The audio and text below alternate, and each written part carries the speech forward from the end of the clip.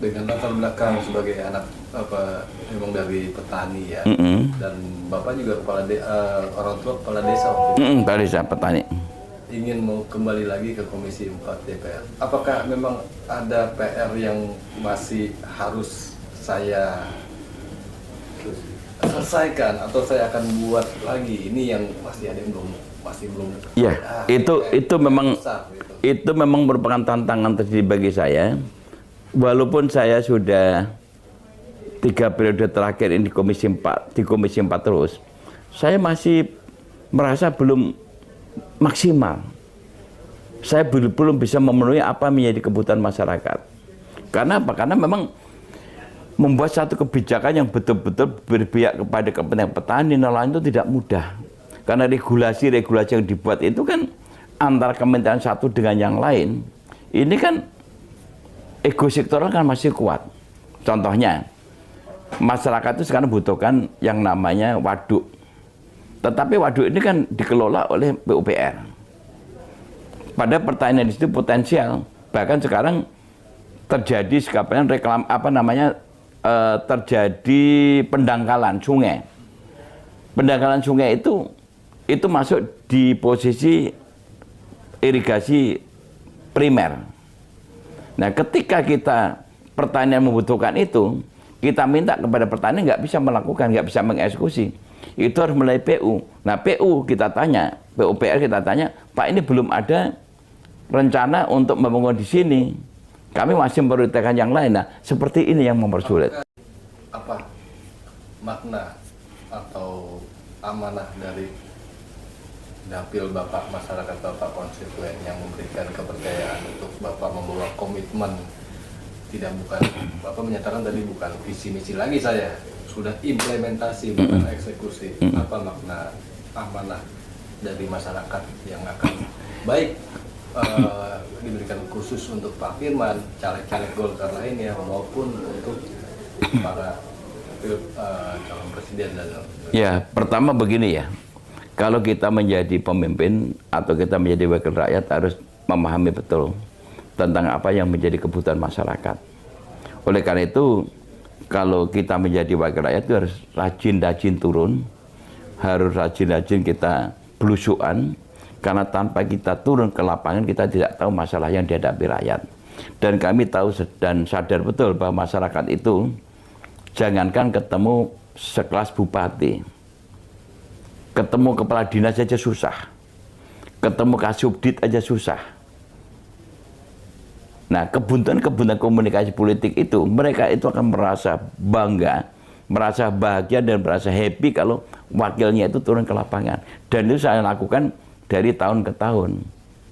Terlepas saya reses dan tidak reses, karena kita pulang kampung, saya door to door, itu dialog dengan tanpa ada batas, dan saya tidak terbiasa, tidak terbudaya, seperti mungkin anggota DPR yang lain ya, kalau datang itu ada seremonial. Dan saya tidak pernah ngadakan pertemuan-pertemuan yang sifatnya formal, pidato. Saya di lapangan diskusi dengan kelompok tani seperti kelompok capir dulu, mereka di lapangan diskusi masalahnya apa ini. Langsung selama itu bisa kita eksekusi, saya langsung telepon kepada Pak Dirjen. Bisa nggak Pak ini dibantu? Nah, inilah yang diharapkan rakyat. Begitu ada masalah kita hadir untuk mencari solusi.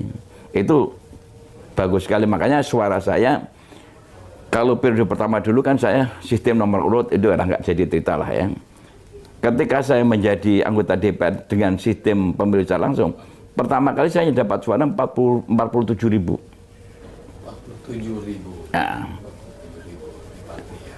itu saya posisi masih 4 besar. Kemudian periode berikutnya yang pemilihan 2019, itu nomor suara saya meningkat dari 97 ribu. Jadi kenaikan luar biasa. Kemarin yang terakhir ini 2019-2024 itu suara saya menjadi 110 ribu lebih. Naik terus. Kenapa? Ya kecintaan masyarakat, karena saya benar-benar memang bergaul dengan mereka. Satu-satunya anggota DPR yang datang ke daerah itu, saya tidak pernah banyak mengeluarkan uang. Kenapa? Saya itu makan selalu dikasih oleh mereka. Kepala desa pun juga gitu. Pak, saya pernah pengalaman mau ganti uang untuk konsumsi, ditolak saya. Pak, Bapak kan udah bantu kami, Pak. Masa Bapak udah bantu kami segini banyaknya, makan begini aja Bapak mau ganti uangnya? Wah, kebangetan katanya. Kira-kira betul, keterlaluan lah kalau saya mau terima uang Bapak. Jadi Bapak sudah datang ke sini, saya itu bersyukur, senang bisa dialog, ketemu Bapak bantu saya masalahnya tersekat. Alhamdulillah. Bahkan pulang itu saya selalu di mobil saya itu dikasih yang namanya hasil tanaman apa, buah-buahan, kadang-kadang jagung rebus, kacang rebus, itu masukkan di mobil. Bahkan kadang-kadang yang nanya nelayan itu ikan bandeng yang dibakar tuh dibikin kasih nasi, kasih sambal, itu dimasuk ke mobil saya. Itu sering terjadi seperti itu. Dan itu fakta semua. Kalau Pak Firman mau jadi bupati Pati, tutup mata dong Pak. Nah, kebetulan saya tidak senang duduk di pemerintahan. Saya maunya itu punya sahabat di pemerintahan aja lah kita dukung. Tapi betul-betul menjadi pejabat yang amanah. Jangan sampai menjadi pejabat kerjaannya jadi tukang pungut. Banyak ini kepala daerah seperti itu. Di daerah saya juga banyak itu. Yang seperti itu. Tapi udah pensiun sekarang kan, udah berhenti. Jadi kepala dinas bayar. Atau kemudian masuk honorer bayar. Perangkat desa bayar. Janganlah. Nah, kalau Bapak jadi pimpinan, Bapak berantas itu semua. Bukan berantas, kita nggak mau. Nggak mau ya. Janganlah. Yang namanya rezeki jodoh jabatan hanya Allah yang mengatur. Tanggung jawabkan kelak. Saya lebih, kenapa saya katakan kepada masyarakat, saya tidak mungkin menelan uang dari yang saya pungut dari keringat Bapak seperti itu. Petani katakanlah sumbayar, kita ngasih program katakanlah bedah rumah, kemudian harus kita pungut uang masa kita mau bantu masyarakat bikin untuk memperbaiki rumah, tapi udah kita pungut duluan. Kita kok tega-teganya? Nggak, janganlah. Pak Firman, Bapak sudah berjuang memperhatikan, bahkan dengan memberikan sebagai bantuan-bantuan yang tanpa nothing tulus. PR-nya buat petani ini sendiri apa? Jangan hanya maksudnya sudah ada perhatian dari... Ya simple. Saya menjadi anggota DPR kan manfaatnya bagi mereka kan ada. Ya. Dan saya ini kan produk politik. Ya. Saya bisa membantu mereka ketika saya jadi anggota DPR. Nah oleh karena itu saya hanya simple. Pertanyaan saya, kalau kalian kepengen mendapat ini terus, ya bantulah saya terpilih lagi jadi anggota DPR. ya maksud saya gini, sebaliknya petani pun harus komitmen juga sudah diperjuangkan gitu. PR-nya petani ini untuk mereka juga bisa meningkatkan usaha. Iya, makanya tadi saya katakan, saya berikan edukasi kepada mereka. Saya kan produk politik. Kalau saya tidak dipilih dari pemilu, kan saya nggak bisa bantu dia.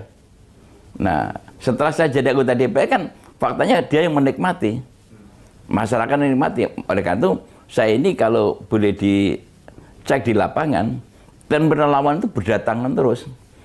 Mulai dari masyarakat tokoh dan sebagainya. Yang saya haru itu adalah tokoh-tokoh itu kadang-kadang malah membiayai untuk kepentingan saya. Karena dia merasa saya dapat traktor udah 4 Pak. Alsintan. Bapak nggak minta uang. Tapi ini saya pakai untuk ngolah lahan itu biaya saya secara ekonomis itu menghemat sekian banyaknya. Masyarakat bisa merasakan semua. Dan ini teman-teman yang pada pakai ini kan juga sistemnya kan pada iuran untuk operasionalnya dan sebagainya karena solarnya, bayar operatornya. Nah, sisa-sisa seperti itu kan dia bikinkan saya, baliho dibikinkan sendiri, bendera dipasangkan sendiri. Bahkan ada yang sampai hasil panen itu dikemas tak pati kasih gambar saya dibagi-bagikan kepada masyarakat. Bahkan kemarin saya kasih pohon mangga itu dari program KL, itu katanya sampai 1 batang itu panen sampai 200 buah itu, buahnya gede-gede itu mangga Thailand itu. Saya tanya untuk apa? Pertama kali panen saya bagikan kepada warga supaya senang. Nah, seperti itu saya sudah mempunyai kepuasan batin tersendiri. Bahkan yang saya haru itu ketika tahu kalau saya mau pulang ke sana, ke kampung, itu masih ditinggalkan beberapa buah itu ketika saya datang baru diambil, dipetik untuk saya. Dan Pak Firman punya sawah di sana, punya perkebunan? Enggak. Enggak. Sudah enggak ada bapak saya dah. Bapak saya ya bukan alhamdulillah, saya sedih karena bapak saya dulu adalah tokoh desa dan kemudian kepala desa. Endingnya juga bapak saya ini pedagang juga ya, karena ya mungkin risiko pedagang, mungkin waktu itu kongsi sama orang-orang Tionghoa di sana, atau mungkin karena tidak pintarnya, akhirnya semua aset-aset atau harta bapak saya sampai ke sawah-sawah habis ludes di sita bank. Dan itulah yang bikinnya spirit saya harus keluar dari desa dan saya harus menjadi orang. Dan waktu itu saya masih umur kecil karena baru lulus SR, saya udah nggak di desa, saya udah pergi. Dari lulus SR saya udah meninggalkan rumah, saya menjadi pembantu rumah tangga, terus sampai jadi sopir angkot segala macam, sampai ke Jakarta yang alhamdulillah jadi anggota DPR dah sekian lama. Itu disitulah yang saya membuat diri saya tidak boleh melakukan apapun, apalagi yang terkait dengan harus memungut hak-hak masyarakat itu apa adanya ceritakan. Bahkan masyarakat itu terheran karena pada waktu saya ini Muslim, pada waktu saya pertama kali SR itu pergi dari rumah itu, saya menjadi pembantu rumah tangga bukan di rumah biasa, di gereja Katolik yang sekarang masih ada di Santo Yusuf di Pati itu. Bapak, saya bangun komunikasi dengan pastornya sampai sekarang, dengan teman-teman jamaah yang di sana itu saya bangun komunikasi bahwa saya berterima kasih karena disinilah saya digembleng, dibesarkan. Itu yang saya hormati. Apa Bapak kalau memang sulung dari keluarga itu atau? Enggak, saya anak nomor 4 daripada 11. Nomor 4 tapi sudah bisa mau ada inisiatif mau saya Ya karena posisi ketika saya lahir 53, tahun 53, Indonesia baru merdeka 8 tahun. Waktu itu kesulitan sandang, kesulitan pangan, sehingga saya kalau saya tidak melangkah pergi dari rumah, mungkin saya nggak jadi manusia. Cita-cita saya dulu luar biasa. Kepengen jadi hakim, ya. hakim. Terus kemudian nggak dapat, kemudian saya ditawarin oleh beasiswa, katanya suruh jadi pendeta. Oh tak iyain aja, tapi akhirnya nggak lolos juga. Ya akhirnya saya melalang buana sendirilah. Jadi pembantu rumah tangga sampai ke akhirnya Jogja sambil kuliah menjadi sopir angkot, akhirnya terus kemudian sampai Jakarta tahun 63. Tahun 63 itu bergabung dengan keluarga Pak Darmono almarhum. Saya bikin perusahaan sama putra-putranya Pak Mas Tantio Darmono, Pak Ludito. Kemudian setelah itu saya masuk di kaderisasi di Golkar. Ya alhamdulillah sampai sekarang karya di Golkar saya ya alhamdulillah. Kalau anak seorang kepala desa yang nggak tahu apa-apa sekarang menjadi wakil ketua umum DPI, saya rasa sudah cukup lebih daripada bagus. Itu yang saya syukuri, sehingga saya tidak mau mengecewakan masyarakat yang telah mendukung saya, masyarakat yang saya wakili memilih saya, makanya saya tidak pernah macam-macam dan tidak pernah mau membebani yang lebih berat, karena susahnya jadi orang miskin sudah saya rasakan dari awal. Ada amanah Pak Firman, tolong besarkan partai Golkar ini Bapak di Pucuk. Itu bagaimana hukum? Ya, saya jangan berandai-andai lah. Semua kita serahkan pada saya. Sudah selalu mensyukuri apa yang telah Allah berikan sampai hari ini. Saya tidak pernah punya cita-cita yang berlebihan. Kadang-kadang adanya, apakah enggak Bapak kepengen jadi menteri? Semua itu kita serahkan pada yang kuasa. Saya selalu mensyukuri apa yang telah Allah berikan sampai hari ini. Saya udah hidup, saya cukup, anak saya 3, udah sekolah semuanya, udah punya cucu, udah apalagi. Saya hanya ingin mengatakan, karena itu karena ketika bapak saya meninggalkan kampung saya itu adalah dengan penuh, bukan suka ya, penuh duka. Karena seorang tokoh desa, kepala desa yang pergi dari desanya bukan karena sesuatu pindah jabatan, tapi karena kebangkrutannya. Akhirnya ikut kakak saya di Jawa Timur. Dan yang bisa saya lakukan sekarang adalah saya bangun masjid di sana.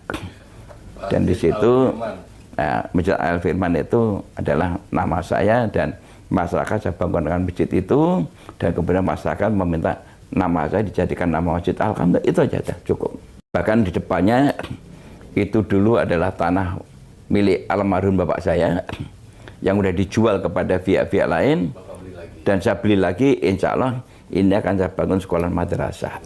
Dan di sebelah kanannya sudah saya bangun untuk tempat pendidikan Al-Quran. Udah itu aja.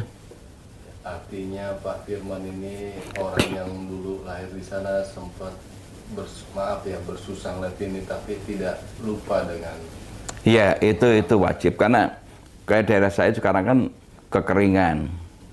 Alhamdulillah kemarin dengan berkat daripada hubungan baik, saya dapat CSR dari perusahaan teman saya, dibangunkan kemarin untuk pengeboran air bersih itu hampir 1 miliar. Itu untuk kepentingan warga, dan sekarang akhirnya satu desa itu 4 dukuh itu udah mendapatkan air yang melimpah, air bersih. Ini luar biasa. Saya hanya itu aja sekarang. Hanya saya bilang kepada kepala desanya, kepada masyarakat, jangan dirusak, jangan ini. Pokoknya kita harus rukun, manfaatkan yang ada ini. Selama saya masih berbuat, insya Allah saya akan lakukan terus untuk masyarakat, khususnya di desa kelahiran dan Pati pada umumnya.